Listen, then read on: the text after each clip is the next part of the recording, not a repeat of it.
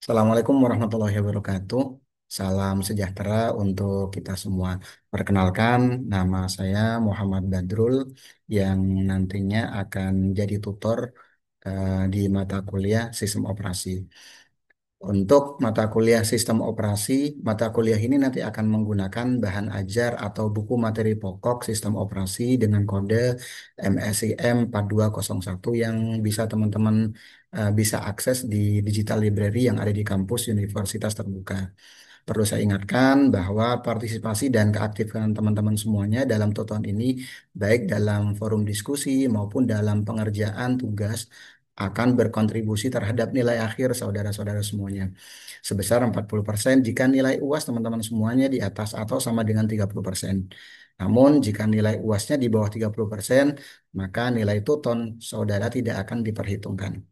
Adapun kontribusi nilai untuk tiap kegiatan dalam tutoran ini sebagai berikut. Yang pertama, 50% jika Anda mengerjakan tugas. Dalam artian 3 tugas, teman-teman sudah kerjakan semua. Selanjutnya 30% jika Anda memberikan tanggapan pada diskusi, 8 diskusi. Mulai dari sesi 1 nanti sampai sesi ke-8. Selanjutnya 20% jika Anda hanya membaca inisiasi. Inisiasi yang ada di tiap sesi, teman-teman. Oke. Untuk deskripsi dari mata kuliah sistem operasi, mata kuliah sistem operasi ini akan mengidentifikasi bentuk-bentuk kalimat dalam logika proporsional maupun logika predikat. Untuk itu, teman-teman mahasiswa nanti akan mempelajari beberapa materi pembahasan. Yang pertama, pengenalan sistem operasi, konsep dari sistem operasi, dan yang lain-lainnya yang sebenarnya sudah teman-teman sambil praktekkan. Sudah kalian praktekkan, baik sistem operasi yang kalian gunakan untuk komputer kalian atau laptop kalian, atau sistem operasi yang memang sudah digunakan di platform digital kita, seperti yang ada di smartphone kita. Selanjutnya, komponen yang ada di sistem operasi itu sendiri.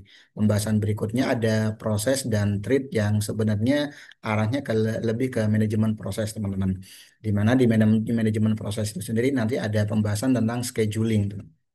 Berikutnya ada pembahasan tentang manajemen memori. Manajemen memori terutama di media penyimpanan yang kita miliki.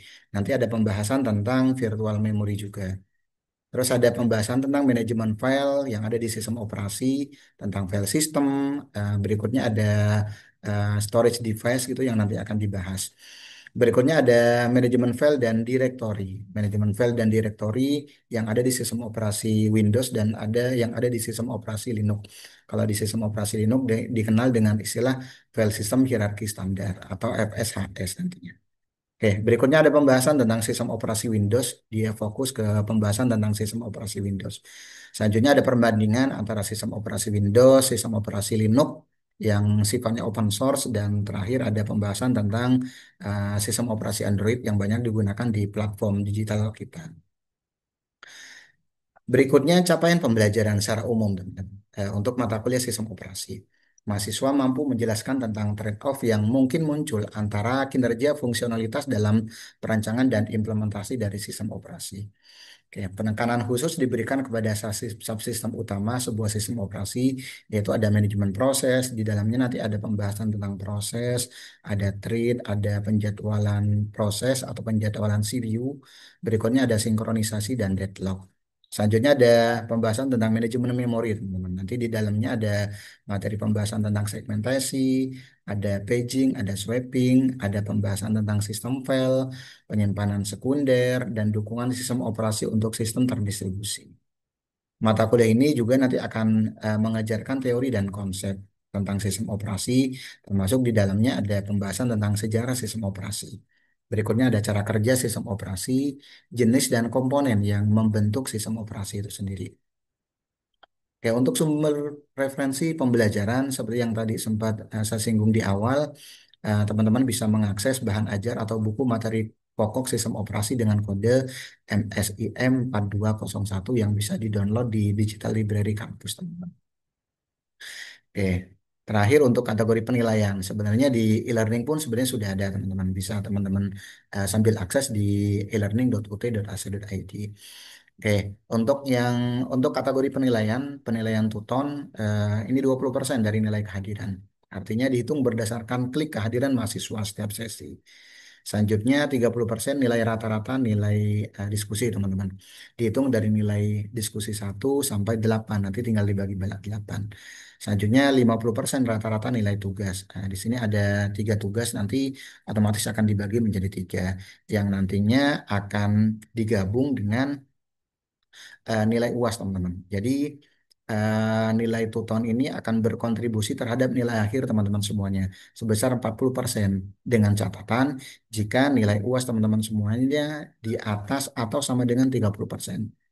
Namun, jika nilai UASnya di bawah 30%, maka nilai tuton teman-teman tidak akan diperhitungkan. Mohon untuk rekan-rekan semuanya, untuk teman-teman mahasiswa semuanya yang mengikuti mata kuliah sistem operasi di semester ini, mohon diikuti dengan baik, terutama di tiap sesinya, mulai dari nilai kehadiran, nilai rata-rata nilai diskusi, diskusi tiap sesinya, selanjutnya nilai tugas tutorial yang nantinya akan diberikan selama 3 kali di satu semester. Dan terakhir ada nilai UAS juga nanti teman-teman yang perlu teman-teman perjuangkan juga. Oke, selamat belajar, selamat beraktivitas. Saya akhiri. Assalamualaikum warahmatullahi wabarakatuh. Tetap semangat dan salam sehat untuk kita semuanya.